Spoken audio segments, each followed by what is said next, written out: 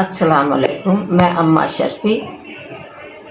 मेरी दुआ है कि अल्लाह ताला आपको सेहत और तंदुरुस्ती वाली लंबी ज़िंदगी अता फरमाए। लाई हूँ आज का टोटका आपके लिए। आज का टोटका है उन बहनों के या बच्चियों के लिए जिन्होंने बहुत कहा कि आप हमारे कर्ली बालों के लिए कोई इलाज बताएं। जो बच्चों के बाल कर्ली या लड़कियों के बाल कर्ली हो जाते हैं और बहुत सख्त और बहुत मतलब खुरदरे हो जाते हैं, तो बच्चे बहुत परेशान होते हैं, बच्चियाँ बहुत परेशान होती हैं। तो उसके लिए मैं आज आपके लिए ऐसा टोटका लाई हूँ कि इंशाअल्लाह ताला आपको बहुत फ़ायदा होगा, क्योंकि ये पैदाइशी होते हैं। इसके बारे में कहना तो कोई बेकार है, इसलिए कि किसी बच्चे के तो पैदाइशी, क्योंकि मेरी खुद की बेटी के थे तो वो पैदाइशी थे। जैसे मैंने अपनी बच्ची के साथ टोटका किया वही इंशाल्लाह, और औरों को भी बहुत लोगों को मैंने बताया और बहुत लोगों को फ़ायदा हुआ, लोग खुश भी हुए इस चीज़ के लिए। तो वही टोटका मैं आज आपको बता रही हूँ और कोई मुश्किल नहीं है, आसान है। आपने करना ये है कि अलसी के बीज यानी अलसी के बीज आपने 4 चम्मच ले लेने हैं, और एलोवेरा 4 चम्मच ले लेना है, नींबू का रस 2 चम्मच और शहद 2 चम्मच।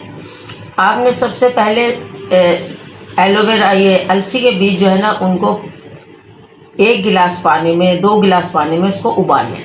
वो जेल की तरह बन जाएंगे, अलसी के बीज जेल की तरह बन जाएंगे। तो आप एक मलमल का कपड़ा लें, उसके अंदर उसको छान लें, किसी मतलब बॉल के अंदर छान के उसके अंदर जो है ना 4 चम्मच आप एलोवेरा डालें, एलोवेरा जेल डाल लें। या एलोवेरा अगर खालिश मिल जाए, कोई जड़ मिल जाए, कोई उसका वो मिल जाए वो डाल लें, या तो ज़्यादातर आजकल मतलब है जेल ही इस्तेमाल होता है, तो आप 4 चम्मच जेल डालें एलोवेरा का।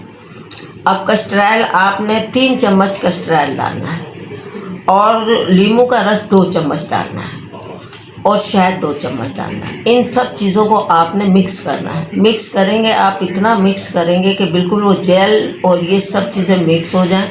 तो फिर आपने बालों को जड़ों से लेके और सिरों तक, आखिरी तक आपने उनको उंगली की मदद से ऐसे मतलब वो जेल आपने लगाना है। वो जेल लगा के बालों को 15 मिनट के लिए 20 मिनट के लिए छोड़ दें, और छोड़ के उसको मतलब है जब वो आप देखें कि बाल सख्त होने लग गए हैं और वो थोड़ा थोड़ा सा सूख गया है, तो आप उसको सर को धो लें।